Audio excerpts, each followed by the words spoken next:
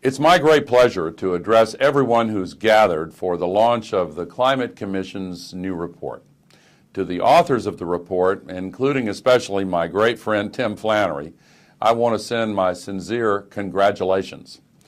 This report comes at a crucial time and carries with it an important message.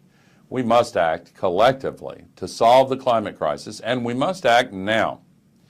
The consequences of the climate crisis, of course, are already visible all around the world, and some of the worst, unfortunately, can be seen in Australia over the last few years.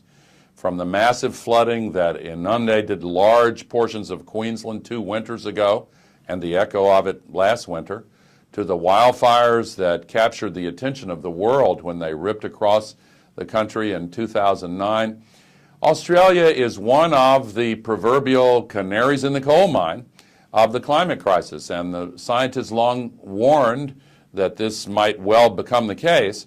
But just as that canary once warned of toxic gas buildup in coal mines, Australia today is one of the places that is serving as an early alert signal for the planet as a whole. And the message is clear. We have to reduce our emissions or risk an unimaginable catastrophe. The consequences that have already occurred are bad enough, but the scientists tell us that much more will come or would come if we did not act. But fortunately, there are also signs of progress around the world and signs that the momentum for action is continuing to grow. From South Korea to the European Union to Mexico and elsewhere, some of the world's most important economies are now taking important steps to reduce their emissions, and many more countries will make similar commitments soon. This year in Australia, for the first time, in a move that has inspired the world, I hear it everywhere, carbon polluters are being held accountable for the global warming pollution they pour into the atmosphere every single day.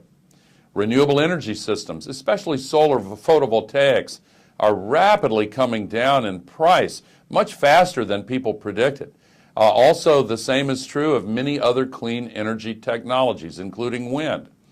Last year, for the first time in history, global investments in new renewable energy systems worldwide surpassed the investments in fossil fuels.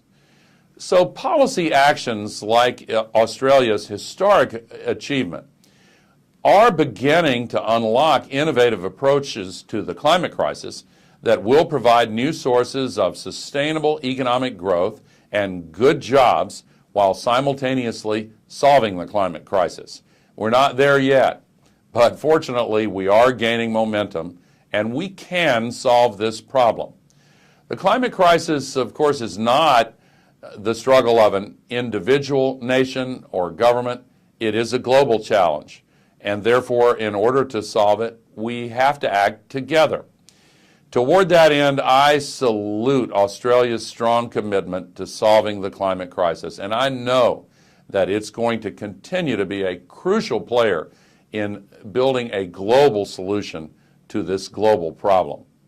So to all of you, congratulations and Godspeed.